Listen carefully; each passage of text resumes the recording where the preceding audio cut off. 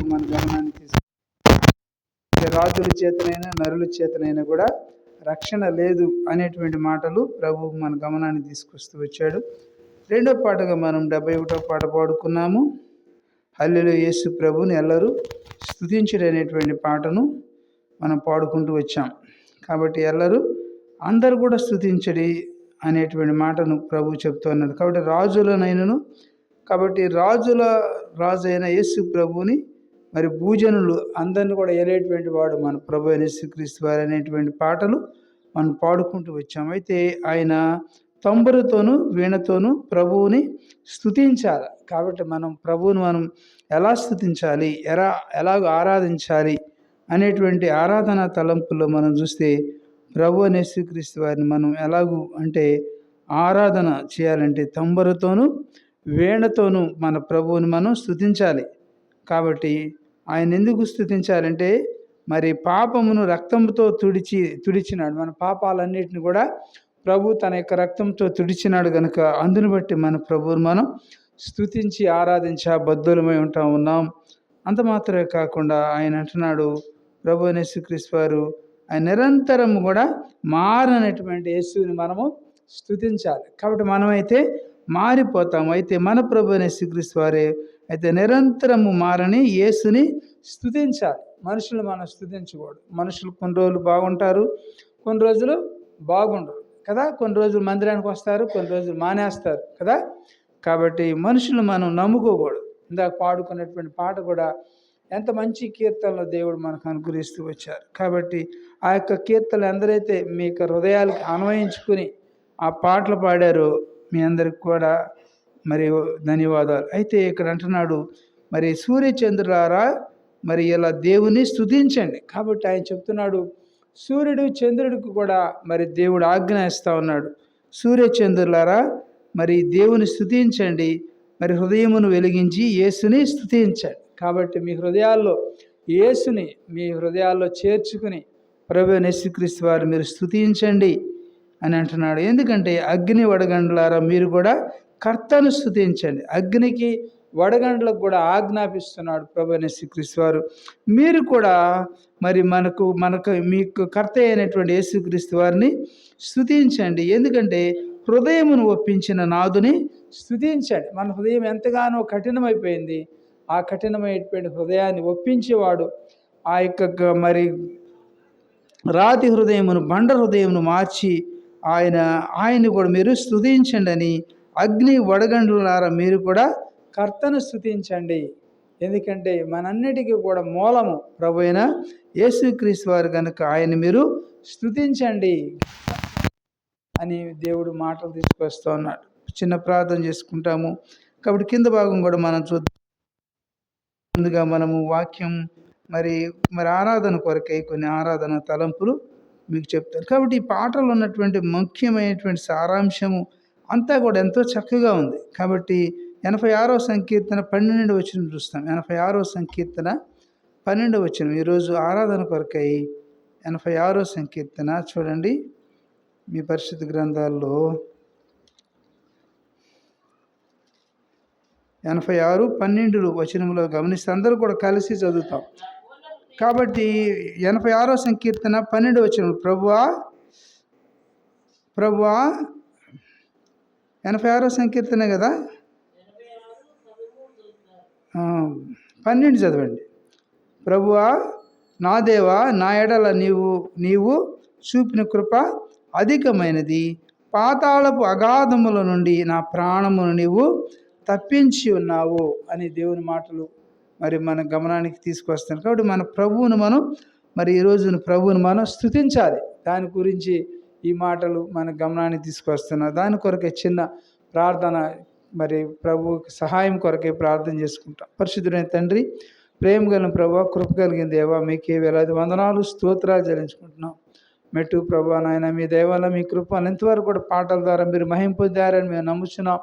తండ్రి దేవ, మెట్టు ప్రభా ఆరాధన వర్తమానంలో వెళ్తుండగా నాయన బలహీనులు నిష్ప్రయోజకుని దాసుని నాయన మీరే మీ సిరుచాటును మరుగుపరిచి మీ నోటి పొరుగు వాడుకుని ఆయన మీ పరిశుద్ధ ఆత్మతో నింపి మీ నోటి పొరుగు వాడుకుని మహిమా ఘనత ప్రభావాలు మీరే పొందండి. నాయనా దూరం నుండి దగ్గర నుండి అందరైతే మీ స్వరం వినగలుగుతున్నారో వారందరిని బట్టి కూడా మీకు వందనాలు స్తోత్రాలు చెల్లించుకుంటూ ప్రభా ఆయన నిలబడిన మీ దాసుని మీ సిలువ చాటును మరుచి మీకు నడిపింపును మీ కృపను కోరుకుంటున్నాను. నాయన నీవేదైనా పైనుంచి అందిస్తే తప్ప నేనేమి కూడా మాట్లాడలేని నిస్సహాయ దాసుడిని మీ ఎదుట నేను ఒప్పుకుంటూ నన్ను మీరు పూర్తిగా ఖాళీ చేసి మీ సిలువ చాటును మరుగుపరిచి మీరే మహిమ ఘనత ప్రభావాలు పొందుకొనమని యేసు నామములో వేడుకుని ప్రార్థిస్తున్నాం తండ్రి, ఆమేన్. కాబట్టి 86వ సంకీర్తనలో ఆరాధనా తలంపులు మనం గమనిస్తూ వచ్చినప్పుడు ఆయన్ని మనం కృతజ్ఞతాస్తుతులు చెల్లించి మన ప్రభువుని మనం ఘనపరచాలని మనం చూస్తున్నాం కదా. ఇందాక కూడా పాడినటువంటి పాటలో కూడా కొన్ని చివరి వచనాలు కూడా మనం చూస్తే, కాబట్టి 72వ సంకీర్తన 71వ పాటలో మనం పాడుకునేటువంటి పాటలో యువకులారా పిల్లలారా దేవుని స్తుతించండి అంటున్నాడు. కాబట్టి యువకులారా పిల్లలారా, కాబట్టి యువకులకి చెప్తున్నాడు, పిల్లలకి కూడా ప్రభువైన యేసుక్రీస్తు వారు మరి ఉదయకాలం చెప్తున్నటువంటి మాట ఏంటంటే, యువకులారా పిల్లలారా దేవుని స్తుతించుడి, జీవితం ప్రభు పనికై సమర్పించి స్తుతించండి. మీ యొక్క జీవితాన్ని ప్రభు యొక్క పని కొరకై, ప్రభు యొక్క స్వార్థ పని కొరకై, ప్రభు యొక్క రాజ్య వ్యాప్తి కొరకై మీరందరూ కూడా సమర్పించుకుని మరి మీ జీవితమును ప్రభు పనికై సమర్పించుకోవాలి. ఈనాడు ఎంతమంది సమర్పించుకుంటున్నారు దేవుని సేవకు? అనేకులు సమర్పించుకోవటంలా. ఎందుకంటే ఈ సేవ చేస్తే ఏమొస్తుంది, వాళ్ళు ఇచ్చే 5 రూపాయలు 10 రూపాయలే కదా, వాటితో మా జీవనం ఎలా సాగుతుందని ఈనాడు సేవకులు అంటూ ఉన్నారు. కాబట్టి ఈనాడు ఎవరు కూడా సేవకి పిల్లలు పంపించట్లా. ఎవరైనా కూడా వారి పిల్లలు చదువుకోవాలి, గొప్ప గొప్ప ఉద్యోగాలు చేయాలి, నెలకు 1,00,000 రూపాయలు 2 లక్షలు సంపాదించాలి, ఇలాంటివే ఆశిస్తున్నారు. కానీ పిల్లల్ని ప్రభు సేవకై ప్రభు పనికై సమర్పించేటువంటి సమర్పణ గుణం ఎవరికి కూడా లేదు. అయితే ప్రభు అంటే ఇక్కడ అంటున్నాడు భక్తుడు ఆ యొక్క 48వ సంకీర్తన ఆధారం చేసుకుని 150వ అధ్యాయాన్ని కూడా ఆధారం చేసుకుని రాసినటువంటి పాటలో యువకులారా పిల్లలారా దేవుని మీరు స్తుతించండి. కాబట్టి ఈ పాట ఎందరైతే మీ హృదయాలకు అన్వయించుకుని మరి పాటను మీరు పాడగలిగారో లేక వినగలిగినారో నాకైతే తెలియదు. కానీ ప్రభు నా యొక్క హృదయాన్ని ప్రభు తాకాడు. ప్రభు తాకి చెబుతున్నటువంటి మాటలు ఏంటంటే, యువకులారా పిల్లలారా దేవుని మీరు స్తుతించండి. దేవుని స్తుతించడం ఎంతో భాగ్యం అన్నమాట. దేవుని అనేకులు స్తుతించలేకపోతా ఉన్నారు, ఇదే భాగ్యం అనుకుంటున్నారు, ఇదే అనుకుంటున్నారు. కానీ అసలు జీవితం తర్వాత ఉన్నదని అనేకులు తెలుసుకోలేకపోతున్నారు. అయితే మీ యొక్క జీవితమును ప్రభు పనికై సమర్పించి స్తుతించండి. మీ జీవితాన్ని ప్రభు పనికై మీరు సమర్పించుకోవాలి. సమర్పించి ఏం చేయాలంట? స్తుతించాలి. సమర్పిస్తే సరిపోదు, కానీ స్తుతించాలి. మన జీవితంలో సమర్పణ అనేది మన జీవితంలో లేదు. ప్రభు పనికై అంటున్నాడు. మనుషుల పనికైతే మనం సమర్పించుకుంటాము, వారి కోసం వీరి కోసం అయితే సేవలు చేస్తాం. కానీ ప్రభు సేవ చేయాలంటే, ప్రభు పని చేయాలంటే మనం ముందుకు రాము. కాబట్టి ఎవరైనా సేవ చేస్తే మనకి ఏదైనా ప్రతిఫలం వస్తుంది, ఏదైనా ఇస్తారనేటువంటి ఆశ ఉంటుంది. కానీ ప్రభు పని చేస్తే నాకేమొచ్చింది అనేటువంటి వారిగా ఆలోచన కలిగినటువంటి వారి దినాల్లో ఎంతోమంది నిజంగా. అయితే అంటున్నాడు, పెద్దలారా ప్రభువులారా యెహోవాను స్తుతించండి. అయితే పెద్దలకు కూడా ప్రభు హెచ్చరిక చేస్తున్నాడు. ప్రభు యేసుక్రీస్తు వారు ఏమంటున్నారంటే, పెద్దలారా ప్రభువులారా యెహోవాను స్తుతించండి. కాబట్టి పెద్దలకు ఉన్నాను, నాకు దేవునితో పనే ఉంది అనుకుంటున్నావేమో. అయితే పెద్దలకి కూడా ప్రభు చెబుతున్నటువంటి మాట ఏంటంటే, పెద్దలారా ప్రభువులారా యెహోవాను మీరు స్తుతించండి, అది మీకెంతో మేలు, మీకెంతో ఆశీర్వాదం అంటున్నాడు. అయితే అంటున్నాడు కింద వచనంలో, ఆస్తులను యేసుకై సమర్పించి స్తుతించండి. ఎంత మంచి మాట రాశాడు చూసారా. అనేకులు మరి వారి ఆస్తుల్ని ఆ దినాల్లో మరి ప్రభు పనికై వారి ఆస్తుల్ని సమర్పించి దేవుని పనికై వారి సువార్తను చేస్తూ ఉన్నారు. ఇప్పుడు ఈనాటికి కూడా అనేక మంది ఆస్ట్రేలియన్స్, అమెరికన్స్, జర్మనీ వారు మన దేశానికి రావడానికి గల కారణం ఏంటంటే, మనోళ్ళు ఏమనుకుంటున్నారు, వాళ్ళకి డబ్బులు ఎక్కువయ్యి వీళ్ళకి ఇస్తున్నారు, వీళ్ళేమి డబ్బులతో జలసాలు చేస్తున్నారు కారులో అనుకుంటున్నారు. కానీ వారైతే వాళ్ళ జీవితాలు మొన్న ఒక బ్రదర్ చెప్పాడు ఓపెన్గా, అతను తెలుగు కూడా నేర్చుకున్నాడు. ఆ యొక్క ఆస్ట్రేలియా నుంచి వచ్చినటువంటి సహోదరుడు, ఇంగ్లాండ్ నుంచి వచ్చిన సహోదరుడు కూడా అయ్యా మేము ఇక్కడ వాళ్ళు భారతీయులందరూ కూడా రక్షించబడాలి, వారందరూ కూడా ప్రభువుని తెలుసుకోవాలని మా ఆస్తులన్నీ కూడా అమ్మేసి మేము 5,500 కిలోమీటర్లు ప్రయాణం చేసి మీ వద్దకు వచ్చాము అనేటువంటి సాక్ష్యాన్ని వారు పంచుకుంటూ ఉన్నారు. కాబట్టి మా ఆస్తులన్నీ కూడా ప్రభు సేవకే మేము ఇచ్చాము, మాకంటూ ఏమి ఉంచుకోలేదు. మేము మరలా ఇంటికి వెళ్ళి ఏదైనా పని చేసుకుంటే వచ్చిన ఆడితో ఏదైనా ఆహారం తింటాం, లేకుంటే ఎలాగే సువార్త చేస్తూ ఉంటాం. మా ఆస్తులు మా బిడ్డలకు మేము పంచం ఏనాడు కూడా. ఎవరికి కష్టాలు వాళ్ళు పడవలసిందే.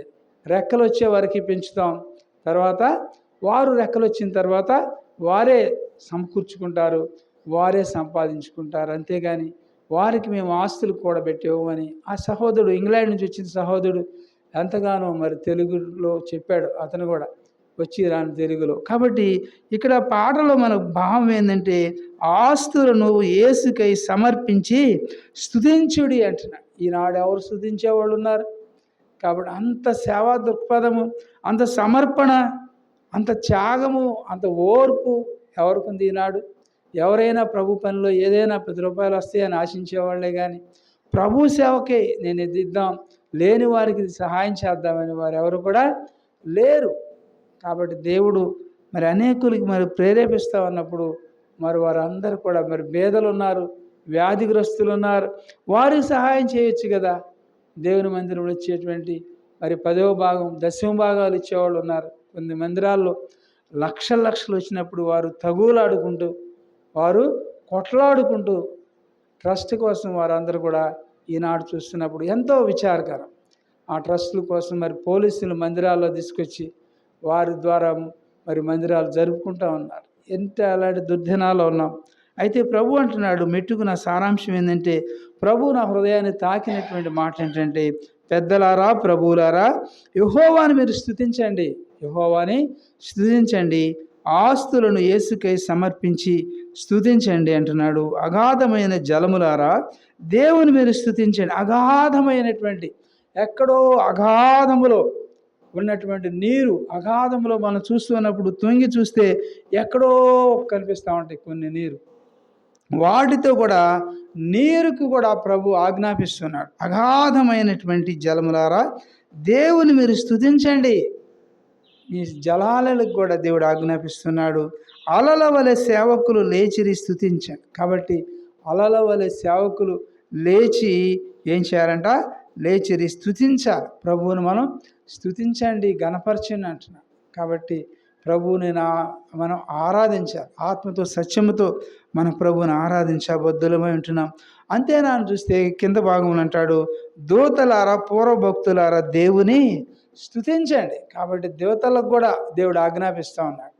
కాబట్టి దూతలారా, పూర్వభక్తులారా, దేవుని స్తుతించుడి, పరమందు పరిశుద్ధులు ఎల్లరూ కూడా స్తుతించుడి. కాబట్టి పరమందు ఉన్నటువంటి పరిశుద్ధులు ఉన్నారు. పరిశుద్ధుడు పరిశుద్ధుడు పరిశుద్ధుడని మానక నిత్యము దివారాత్రులు కూడా మానక మరి వారు పరిశుద్ధుడు పరిశుద్ధుడు అని ఎన్ని విధాలుగా వారు నోటితో మరి ప్రభువుని స్తుతిస్తూ ఉన్నారు కదా. కాబట్టి పరమందు పరిశుద్ధులు ఎల్లరూ కూడా స్తుతించాలి. పరమలో ఉన్నాను, నాకు అవసరం లేదులే, ప్రభువుకి దగ్గరలో ఉన్నానని వారు అనుకోవటం లేదు, కానీ వారు కూడా ప్రభువుని స్తుతిస్తూ ఉన్నారు.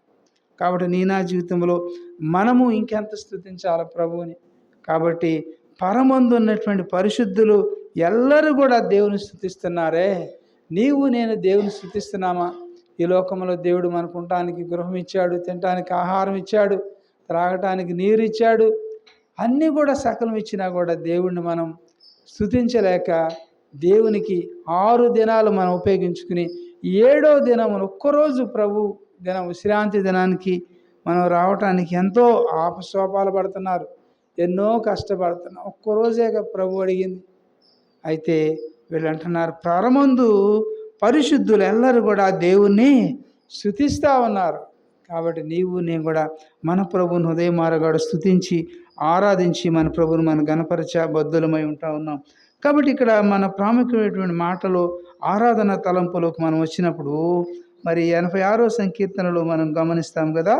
86వ సంకీర్తన 12వ వచనంలో ఏం రాయబడుతున్నదంటే, ప్రభువా నా దేవా, నా ఎడల నీవు చూపిన కృప అధికమైనది. కాబట్టి దేవుడు మన ఎడల చూపినటువంటి కృప ఎలాంటిదంట? అధికమైనటువంటి కృపను దేవుడు మన ఎడల చూపించినాడు. అందును బట్టి మన ప్రభువును మనం ఆరాధించాలి. ఎవరు చూపించినటువంటి కృపను, ఎవరు కూడా ప్రేమించినటువంటి ప్రేమను దేవుడు నిన్ను నన్ను కూడా నేటి వరకు కూడా మరి ప్రేమిస్తున్నాడు. అందును బట్టి మన ప్రభువును మనం ఆరాధించాలి. ప్రభువా అంటున్నాడు, దావీదు అంటున్నాడు, ప్రభువా నా దేవా నా ఎడల నీవు చూపిన నా ఎడల, నా కుటుంబం ఎడల, నా బిడ్డల ఎడల, నా సంఘం ఎడల కదా నీవు చూపినటువంటి కృప ఎలాంటిదంట? అధికమైనటువంటి కృపతో దేవుడు నిన్ను నన్ను కూడా ప్రేమిస్తూ ఉన్నాడు. అందుని బట్టి మన ప్రభువును మనం ఆరాధిస్తాం. 2వ వచనం కూడా చూస్తే 86వ సంకీర్తన 2వ వచనంలో, నేను నీ భక్తుడను, నా ప్రాణము కాపాడుము, నా దేవా నిన్ను నమ్ముకొని ఉన్న నీ సేవకుని రక్షించుము అని అక్కడ ప్రభువుని మరి ప్రార్థిస్తూ ఉన్నాడు. కాబట్టి నా జీవితంలో మరి ఎలాంటి పరిస్థితుల్లో వీరు ప్రభువుని స్తుతిస్తున్నారంటే, వాళ్ళు మన గమనానికి తీసుకొస్తే కృతజ్ఞతాస్తుతులు చెల్లిస్తూ ఉన్నారు. 13వ వచనం కూడా చదువుతాము. 86వ సంకీర్తన 13వ వచనంలో చూస్తే, నా పూర్ణ హృదయంతో నేను నీకు కృతజ్ఞతాస్తుతులు చెల్లించదను. కాబట్టి దేవుడు మనకి ఇచ్చినటువంటి హృదయం ఉంది. ఈ యొక్క హృదయముతో, పూర్ణమైనటువంటి హృదయముతో, సంపూర్ణమైనటువంటి హృదయం, అంతేగాని సగం హృదయము దేవునికి, సగం హృదయం లోకానుసారంగా కాకుండా పూర్ణ హృదయముతో దేవుడిచ్చినటువంటి పూర్ణమైనటువంటి సంపూర్ణముగా మన హృదయాన్ని దేవునికి ఇచ్చి మన ప్రభువును స్తుతించినప్పుడు దేవుడు మహింపరచబడతాడు. దేవుడు నీ యొక్క ప్రతి అక్కర కూడా తీర్చేటువంటి వాడుకుంటాడు. అందుకని నా హృదయము, నా యొక్క పూర్ణ హృదయముతో నేను నీకు కృతజ్ఞతాస్తుతులు చెల్లిస్తానంటున్నాడు. కాబట్టి నీవు చెల్లిస్తున్నావా? ప్రభువుని మధ్యాహ్న కాల సమయంలో పూర్ణ హృదయంతో మన ప్రభువుని ఆరాధించి మన ప్రభువుని మన గణపరచ బొద్దులమై ఉంటా ఉన్నాం. నా పూర్ణ హృదయంతో నేను నీకు కృతజ్ఞతాస్తుతులు చెల్లించేదను, నీ నామము నిత్యము కూడా మహిమపరిచేది. నీకు నామమును, నీకు పరిశుద్ధ నామమును నేను నిత్యము కూడా నేనేం చేస్తానంటున్నాడు? నిత్యము కూడా నేనేమంటున్నాడు ప్రభువు? నీ యొక్క పరిశుద్ధ నామము నిత్యము కూడా నేను మహిమపరుస్తాను. మహిమపరచాలి. మన ప్రభువు మహిమకు అర్హుడు, పూజార్హుడు, స్తోత్రార్హుడు ప్రభు అయిన యేసుక్రీస్తు వారు. అర్హతకు పాత్రుడు అయినటువంటి వారు మన ప్రభు అయిన యేసుక్రీస్తు వారు. అందుని బట్టి మన ప్రభుని మధ్యాహ్న వేళలో హృదయమార కూడా ఆరాధించి మన ప్రభువుని మనము ఘనపరచ బద్దులమై ఉంటా ఉన్నాం. అంతేనా అని మనం చూస్తే ఇక్కడ భాగంలో కూడా మరి మత్తయి సువార్తికుడు అంటాడు. ఇక్కడ ఈ మాట కూడా చూస్తాము. మరి యోబు గ్రంథంలో చూద్దామా? ఇదే చూడండి, 13వ వచనం కూడా చదువుకున్నాము. అలాగే ఇక్కడ అన్నాడు, కృతజ్ఞతాస్తుతులు చెల్లించాలి. కాబట్టి పూర్ణ హృదయంతో ఎందుకు ఆయనకు అంటే ఆయన మహిమపరచాలి. ఎందుకు మహిమపరచాలంటే పూర్ణ హృదయంతో మన ప్రభువుని మనం మహిమపరిచి ఆరాధించి స్తుతించ బద్దులమై ఉంటున్నాం. ఎందుకంటే మన ప్రభువుని, ప్రభువా నా దేవా నా ఎడల నీవు చూపిన కృప అధికమైనటువంటి కృపను దేవుడు మన ఎడల చూపాడండి. అందుని బట్టి మన ప్రభువును ఆరాధించి అధికమైనటువంటి కృప వేరు, అధికమైన కృప వేరు. కాబట్టి అధికమైనటువంటి ప్రేమ, అధికమైనటువంటి ఆశీర్వాదాలు, అధికమైనటువంటి దీవెనలు మన ఎడల కుమ్మరించినటువంటి ప్రభువుని ఈ మధ్యాహ్న వేళలో హృదయమార కూడా ఆరాధించి మన ప్రభువుని మన ఘనపరచ బద్దులమై ఉంటా ఉన్నాం. కాబట్టి ఎలా చూపించాడు? మరి నేను నన్ను కూడా చూస్తే ఆయన నీకు నాకు కూడా చూపిస్తున్నటువంటి 36వ సంకీర్తన 3వ వచనం, 36వ సంకీర్తన 3వ వచనం కూడా చదువుకుంటాం. 36వ సంకీర్తన 3వ వచనం కూడా చదివి సహాయం చేయండి. వారి నోటి మాటలు, కాబట్టి వారికి నోటి మాటలు పాపమునకును కపటమునకు ఆస్పదములు. కాబట్టి బుద్ధి కలిగి ప్రవర్తింపను మేలు చేయను వాడు మానివేసి ఉన్నాడు. కాబట్టి 2వ తలంపులో మన గమనాన్ని తీసుకొచ్చినటువంటి మాట మనం చూస్తే ఆయన నా జీవితంలో మాట్లాడుతున్నటువంటి మాట నోటి పాపం. ఈనాడు ఎన్ని మాటలు, నోరు తెరిస్తే ఎన్ని మాటలు మాట్లాడుతున్నారో ప్రజలు కదా. కాబట్టి నీవు నేను కూడా మరి ఎలాంటి వారిగా మనం జీవిస్తూ ఉన్నాం. కాబట్టి నోటితో మరి పాపం చేస్తూ ఉన్నారు. కాబట్టి ఇలాంటిది కూడా దేవునికి అయిష్టమైనదే. కాబట్టి ఇక్కడ భాగములు అంటాడు, పాపము చేశారు, నోటి మాటలతో వీరు పాపం చేస్తున్నటువంటి నిన్ను నన్ను కూడా దేవుడు క్షమిస్తూ వచ్చాడు, ప్రేమిస్తూ వచ్చాడండి. కాబట్టి ఆయన ఎలాగూ చూపించాడంటే తన ప్రేమను నీ ఎడల నా ఎడల కూడా పాతాళ అగాధము నుండి దేవుడు నిన్ను నన్ను కూడా తప్పిస్తూ వచ్చాడు. అందును బట్టి మన ప్రభుని మధ్యాహ్నం వేళలో హృదయమారా కూడా ఆరాధించాలి. ఆ యొక్క పాతాళము అగాధములో కోపంలోనికి నిన్ను నన్ను కూడా పోనివ్వకుండా దేవుడు నిన్ను నన్ను కూడా రక్షించాడు, విమోచించినాడు. అందును బట్టి మన ప్రభుని మధ్యాహ్నం వేళ హృదయమారా కూడా ఆరాధిస్తాం. యోబు గ్రంథం 24వ అధ్యాయం. యోబు గారు ఏమంటున్నారు? యోబు గారి గురించి కూడా కొన్ని మాటలు విందాం.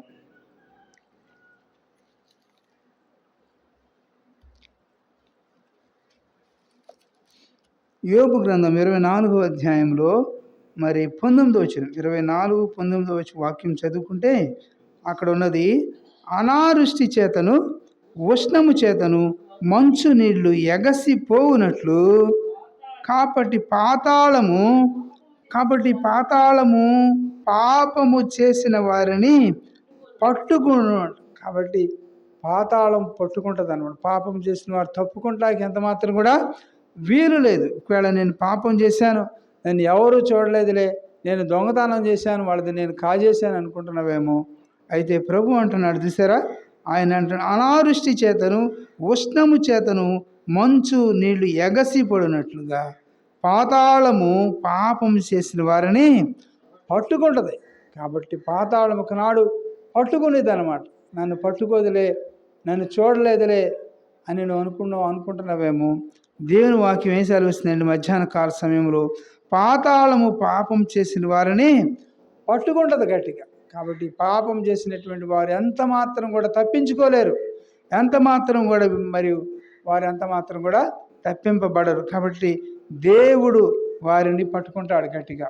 కాబట్టి పాతాళము పాపము చేసిన వారిని పట్టుకుంటుందని దేవుని వాక్యం సెలవిస్తాం. కాబట్టి ఇలాంటి స్థితిలో ఉన్నటువంటి నిన్ను నన్ను కూడా దేవుడు ఒకనాడు పట్టుకుంటాడు. పట్టుకోకుండా విడిచిపెట్టేవాడు ఎంత మాత్రం కూడా కానే కాదండి మన ప్రభు యేసుక్రీస్తు వారు. అందును బట్టి మన ప్రభువుని హృదయమారా కూడా ఆరాధించాలి. కాబట్టి పాపము చేసిన వారిని మరి ఎలాగో పాతాళం పట్టుకుంటుందో, కాబట్టి పాపం చేస్తే ఎవరు కూడా ఉపేక్షించబడరు అని దేవుని వాక్యం హెచ్చరిక చేస్తుంది. అలాగే ఒక మాట చూస్తాం, 2 కొరింథీయులు రాసిన పత్రిక, మన ప్రభు మన కొరకు ఏం చేస్తూ వచ్చారయ్యా అని చూస్తే ఆ మాటను మనం చూస్తాం కదా. మరి 2వ కొరింథీ పత్రిక 8వ అధ్యాయము 9వ వచనం, కొరింథీయులు రాసిన 2వ పత్రిక 8:9 కూడా చదవండి. 8వ అధ్యాయము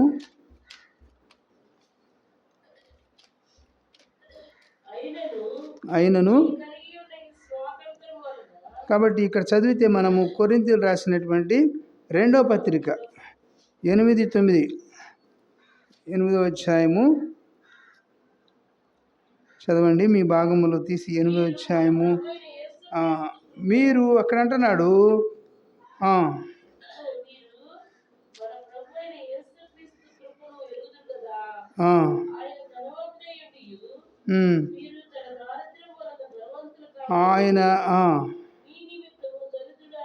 ఆయన ఎందుకు అని చూస్తే ఇక్కడ మన భాగంలో మనం చూస్తే కొరింథీయులు రాసిన పత్రికలు 9వ అధ్యాయమే కదా మీరు చదివింది. 8వ అధ్యాయంలోనే ఈ మాటలు మనకు కనపడతా ఉన్నాయి. ఇక్కడ మీరు మన ప్రభు అయిన యేసుక్రీస్తు వారి యొక్క కృపను ఎరుగుదురు కదరా అంటున్నారు. కాబట్టి నీవు నేను కూడా ఆయన యొక్క కృప కలిగిన వాడు. మన ప్రభువు ఎలాంటి వాడంట? కృప కలిగినటువంటి దేవుడు, దయ కలిగినటువంటి దేవుడు, జాలి కలిగినటువంటి దేవుడు.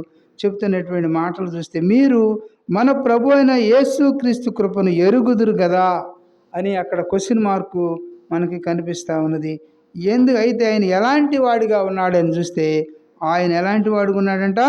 ఆయన ధనవంతుడై ఉండినను మీరు తన దారిద్ర్యము వలన ధనవంతులు కావాలని మీ నిమిత్తం ఏమయ్యాడు? ప్రభు దరిద్రుడుగా చేపట్టాడు. కాబట్టి మన ప్రభు దరిద్రుడుగా ఎందుకు అయినాడంటే నిన్ను నన్ను కూడా ధనవంతులు చేయాలని ఈ లోకంలో మన ప్రభు నీ కొరకు నా కొరకు కూడా తన ప్రాణాన్ని ఆయన అర్పించినాడు.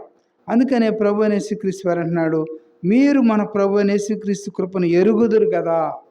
కాబట్టి ఆయన కృపను ఎరిగినటువంటి నీవు నేను కూడా ఏం చేయాలంటే, ఆయన ఏం చేయబడ్డాడంట, ఆయన ధనవంతుడై ఉండి కూడా మీరు తన దారిద్ర్యము వలన ధనవంతులు కావాలని మీ నిమిత్తము దరిద్రుడుగా, ఏమీ లేనటువంటి వాడిగా, రిక్తుడుగా, దీనుడుగా ప్రభువైన యేసుక్రీస్తు వారు ఆయన సశరీరుడుగా ఈ లోకంలోనికి మనల్ని రక్షించుట కొరకై ఆయన ఈ లోకంలోనికి వచ్చినటువంటి దేవాది దేవుడై ఉంటున్నాడు.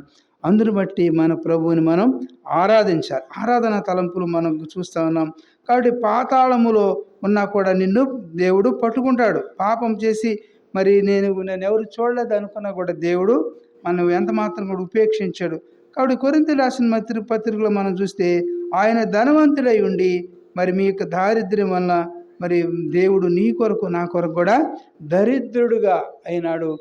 ఏమీ లేనటువంటి వాడిగా, రిక్తుడుగా, దీనుడుగా తను తానే మరి శిలువ మరణం పొందినంతగా, అనగా శిలువ మరణం పొందినంతగా ఆయన తన్ను తాను తగ్గించుకుని ఈ లోకంలోకి వచ్చినటువంటి దేవాది దేవుడిగా ఉంటున్నాడు.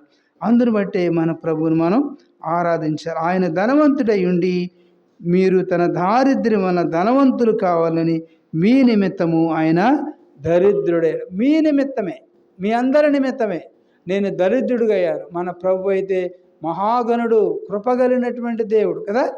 కృపగల దేవా, దయగల రాజా. కాబట్టి మన ప్రభు కృపగలిగినటువంటి దేవుడు, దయగలిగినటువంటి రాజు. అందుకని ఆయన చెప్తున్నాడు, ఆయన ధనవంతుడై ఉండెను మీరు తన దారిద్ర్యం వలన మీరు ధనవంతులు కావాలని మన నిమిత్తం ఆయన దరిద్రుడైన మనల్ని ధనవంతులు చేయాలని ఆయన నీకు బదులుగా, నాకు బదులుగా ఆయన ఆ యొక్క ఘోర సిలువలో ప్రభువైన యేసుక్రీస్తు వారు 3 మేకుల మీద ఆయన వేలాడాడు. ఏమీ లేనివాడిగా, రిక్తుడుగా, దీనుడుగా, దరిద్రుడుగా ఆయన గురించి రాయబడుతుంటుంది. ఆ ఫిలిప్పీయులకు రాసిన పత్రిక 2వ అధ్యాయంలో ఆ మాటలు కూడా మనం చూస్తాం. ఫిలిప్పీయులకు రాసిన పత్రిక 2వ అధ్యాయంలో మరి ఆ మాటలు మనం గమనిస్తూ వచ్చినప్పుడు 6వ వచనంలో మనం గమనిస్తామండి. ఆయన దేవుని స్వరూపము కలిగి ఉండి దేవునితో సమానముగా ఉండుట విడిచిపెట్టకూడని భాగ్యమని ఎంచుకొనలేదు, కానీ మనుషుల పోలికగా పుట్టి దాసుని స్వరూపం ధరించుకొని తన్ను తానే రిక్తునిగా చేసుకొనెను. మరియు ఆయన ఆకారమందు మనుషుడుగా కనబడి మరణము పొందినంతగా, అనగా శిలువ మరణం పొందినంతగా విధేయత చూపిన వాడై తన్ను తానే ఏం చేయబడ్డాడంట, తగ్గించుకున్నాడు. విధేయతను నేర్చిపోయాడు. కాబట్టి నీకు నాకు కూడా దేవుడికి విధేయతను నేర్పాడు. కాబట్టి నీవు నేను కూడా అట్టి విధేయతలో ఉన్నప్పుడే సమాజంలో ప్రభువుకి మహిమ వస్తుంది, నీ మూలకంగా ఘనత వస్తుంది. కానీ ప్రభువు చూపినటువంటి విధేయతను మనం చూపించకుండా మనం అలక్ష్యంగా, నిర్లక్ష్యంగా, కేర్లెస్గా, అహంకారంతో మనం ఉంటున్నావేమో. ఒకసారి నీవు కూడా పరిశీలన చేసుకో. మన ప్రభు అయితే ఏ లోకంలోకి ఎలాగొచ్చాడంటే, ఆయన అయితే దేవుని స్వరూపము కలిగిన వాడై ఉన్నాడు. ఆయన ఎలాంటి స్వరూపం అంట, దేవుని స్వరూపము. ఆయన స్వరూపము దేవుని స్వరూపము కలిగిన వాడై ఉండి కూడా ఆయన ఎలాంటి వాడికి వచ్చాడంట, దేవునితో సమానముగా ఉండుట విడిచిపెట్టకూడని భాగ్యం అంట. మనమైతే ఈ లోకంలో మనకున్నటువంటి గృహాన్ని చూసుకునే, ఈ ఉన్నటువంటి మా యొక్క డబుల్ కాట్ మంచాన్ని చూసుకునే మనం ఎంతగానో ఇంతే సుఖం కదా, ఇదే చక్కగా బాగుంది కదా పండుకోవటానికి, ఉన్నటువంటి ఏసీలు చూసుకుని కదా, ఫ్యాన్లు చూసుకుని మనము అతిశయపడుతూ ఉంటాం. అయితే ప్రభు ఆయన ఏం చేయబడ్డాడంటే, ఆయన సమానముగా, ఎవరితో సమానంగా, దేవునితో సమానముగా ఉండుట విడిచిపెట్టకూడని భాగ్యం అని ఎంచుకోలేదంట. కానీ విడిచిపెట్టకూడని భాగ్యం అని ఎంచుకోలేదు. ఆయన నీ కొరకు నా కొరకు కూడా సమస్తాన్ని కూడా విడిచిపెట్టాడు. తండ్రి మహిమ అంతా కూడా ఆయన విడిచిపెట్టి ఏం చేశాడు, మనుషుల పోలికగా పుట్టాడు. 2026 సంవత్సరాల క్రితం ప్రభువైన యేసుక్రీస్తు వారు మనుష్య పోలికగా పుట్టి, రెండవది ఏం చేయబడ్డాడంట, దాసుని స్వరూపంను ధరించుకున్నాడు. దాసుడు ఎలా ఉంటాడు? టిప్ టాప్గా ఉంటాడా? టై కట్టుకుని, షూట్ వేసుకుని, బూట్ వేసుకుని ఉంటాడా? కాబట్టి దాసుడు ఎలా ఉంటాడంటే, లుంగి కట్టుకుంటాడు, గోచి పెట్టుకుంటాడు కదా, సరైన వస్త్రాలు ఉండవు. దాసుడు వెళ్ళి రమ్మంటే వెళ్ళొస్తాడు, రమ్మంటే వస్తాడు, పొమ్మంటే పోయేటువంటి వాడు దాసుడు. కాబట్టి ఇలాంటి దాసుని స్వరూపం ఆయన ఎంతగా తగ్గించుకున్నాడంటే, దాసుని స్వరూపము ధరించుకుని తన్ను తానే రిక్తునిగా చేసుకున్నాడు. రిక్తుడు అనగా ఏమీ కూడా లేనటువంటి వాడు. కాబట్టి ప్రభువైన యేసుక్రీస్తు వారు రిక్తుడిగా ఆయన శిలువపై వేలాడాడు. అలాగే అలెగ్జాండర్ మహాచక్రవర్తి కూడా తను చనిపోయినప్పుడు చెప్పాడంట, నా 2 చేతులు కూడా ఆ యొక్క పెట్టి పైన బయట ఉంచండి. ఈ యొక్క అలెగ్జాండర్ అనేటువంటి చక్రవర్తి సమస్త దేశాలన్నింటిని కూడా జయించాడు. అయితే చివరికి ఏమీ కూడా తీసుకోకుండా ఒట్టి చేతులతోనే వెళ్తున్నానన్నాడు. కాబట్టి అలాగే మన ప్రభువైన యేసుక్రీస్తు వారు కూడా రిక్తుడుగా అయిపోయాడు. ఈ లోకంలో నీ కొరకు నా కొరకు కూడా ఆయన ఏమీ లేనటువంటి దాసుడిగా రిక్తునిగా చేయబడ్డాడు. మరియు ఆయన ఆకారమందు మనుషుడిగా కనబడి మరణము పొందినంతగా, ఎలాంటి మరణం అంటే అది శిలువ మరణము. శిలువ మరణం పొందినంత శాపగ్రస్తమైన మరణం అండి. ఏ మరణం అంటే ఆ శిలువ పైన ఎంత యాతన ఉంటుందో కదా. ఇప్పుడు మన ప్రజలందరూ కూడా లెంట్ డేస్ అనుభవిస్తూ మరి లెంట్ డేస్లో ఉన్నాం మనం. కాబట్టి సిలువలో బలైన దేవుని గొర్రెపిల్ల, సిలువలో బలి అయినా దేవుని గొర్రెపిల్ల, విలువైన నీ ప్రేమన్ వివరింతు శ్రీ యేసు, విలువైన నీ ప్రేమన్ వివరింతు శ్రీ యేసు. ఆనాటి యూదులే నిన్ను చంపిరనుకోంటి, ఆనాటి యూదులే నిన్ను చంపిరనుకోంటి, కాదు కాదయ్యయ్యో నా పాపరుణమునకే, కాదు కాదయ్యయ్యో నా పాపరుణమునకే, సిలువలో బలి అయినా దేవుని గొర్రెపిల్ల, విలువైన నీ ప్రేమన్ వివరింతు శ్రీ యేసు. విలువైనటువంటి ప్రేమను, ప్రభు యొక్క ప్రేమను వివరిస్తూ ఉన్నాడు పౌలు భక్తుడు. మరి ఫిలిప్పీ సంఘానికి రాస్తూ ప్రభు ఎలాగ తగ్గించుకున్నాడంటే, ఆయన విధేయత నేర్చుకున్నవాడే తన్ను తాను తగ్గించుకుని ఉన్నటువంటి దేవుడుగా నీ కొరకే నా కొరకు కూడా ఈ భూలోకంలోనికి ఆయన తన్ను తాను తగ్గించుకుని నిన్ను నన్ను రక్షించుడు కొరకై, విడిపించుడు కొరకై, విమోచించుడు కొరకై ఆయన నీ కొరకు, నీకు బదులుగా, నాకు బదులుగా నీవు నేను పొందవలసినటువంటి ఆ శిలువ మరణమును, ఆ శాపగ్రస్తమైన మరణాన్ని పాళము వెలుపుట ప్రభువైన యేసుక్రీస్తు వారు నీకు బదులుగా, నాకు బదులుగా ఆయన శిలువలో మరణించాడండి. ఈ యొక్క సత్యాన్ని నీవు ఈ మధ్యాహ్న కాలం ఎరిగితే ప్రభువైన యేసుక్రీస్తు వారిని సొంత రక్షకుడు అంగీకరించు. వినుట వలన విశ్వాసం కలుగును, వినుట క్రీస్తుని గురించిన మాట వలన కలుగునని దేవుని వాక్యం సెలవిస్తూ ఉన్నది. కాబట్టి ప్రభువైన యేసుక్రీస్తు వారు ఆ శిలువలో విధేయత నేర్చుకున్నాడు. కాబట్టి నీవు నేను కూడా ఏమి నేర్చుకుంటున్నాం ప్రభు మాటలు. రెండవదిగా మనం చూస్తాం హెబ్రీయులు రాసిన పత్రిక 2వ అధ్యాయము 9వ వచనం. హెబ్రీయులు రాసిన పత్రిక 2వ అధ్యాయము 9వ వచనం. అపోస్తలుడైన పౌలు గారు హెబ్రీయులు రాసిన పత్రిక 2వ అధ్యాయము 9వ వాక్యం కూడా చదివి సహాయం చేయండి. కాబట్టి దేవుని కృప వల్ల ఆయన ప్రతి మనుషుని కొరకు మరణం అనుభవించినట్లు దూతల కంటే కొంచెం తక్కువ వాడిగా చేయబడిన యేసు మరణము పొందినందున మహిమా ప్రభావములతో కిరీటము ధరించిన వానిగా ఆయనను చూచుచున్నాం. మన ప్రభు ఆయన శిలువ మరణాన్ని పొంది నీ కొరకు నా కొరకు కూడా మహిమా కిరీటాన్ని ఆయన సంపాదించినటువంటి వాడుకున్నాడు. అందును బట్టి మన ప్రభువును మనం ఆరాధించాలి. ఎందుకంటే దేవుని కృప వలన ఆయన ప్రతి మనుషుని కొరకు కూడా ఏం చేయబడ్డాడంట, మరణం అనుభవించాడు. అందుకని ప్రభు అయిన యేసుక్రీస్తు వారు ఏ మతానికో, ఏ కులానికో, ఏ ప్రాంతానికో చెందినవాడు కాదు. యేసుక్రీస్తు వారు అందరికీ ప్రభు అయిన యేసుక్రీస్తు వారు అందరికీ కూడా ప్రభు. కాబట్టి ప్రభు అయిన యేసుక్రీస్తు వారు ఈ లోకంలోనికి మతాన్నో కులాన్నో స్థాపించాలి, పార్టీని స్థాపించాలని రాలేదు. కానీ సర్వమానవాళి రక్షణ కొరకే ప్రభు అయిన యేసుక్రీస్తు వారు ఈ లోకంలోనికి 2026 సంవత్సరాల క్రితం మరి నరవతారిగా మానవ రూపికి లోకంలోకి వచ్చినటువంటి దేవుడిగా ఉంటున్నాడు. అందుని బట్టి మన ప్రభువుని మధ్యాహ్న వేళలో హృదయమార కూడా ఆరాధించి మన ప్రభువుని మనం ఘనపరచబద్ధులమై ఉంటున్నాం. ఎందుకంటే దేవుని కృప వలన ఆయన ప్రతి మనిషిని కొరకు కూడా ఏం చేయబడ్డాడంట, మరణం అనుభవించినట్లు అంటున్నాడు. రెండోది అక్కడ చూస్తే మరణాన్ని రుచి చూచినాడు ప్రభు అయిన యేసుక్రీస్తు వారు. నీవు నేను కూడా మరణాన్ని రుచి చూడవలసింది ఉండగా నీకు బదులుగా నాకు బదులుగా ప్రభు అయిన యేసుక్రీస్తు వారు మరణం అనుభవించినట్లు దూతల కంటే కొంచెం తక్కువ వాడిగా చేయబడిన యేసు మరణము పొందినందున మహిమా ప్రభావములతో కిరీటము ధరించిన వానిగా ఆయన మనం ఏం చేస్తున్నామంట, చూచుచున్నామని దేవుని వాక్యం సెలవిస్తున్నది.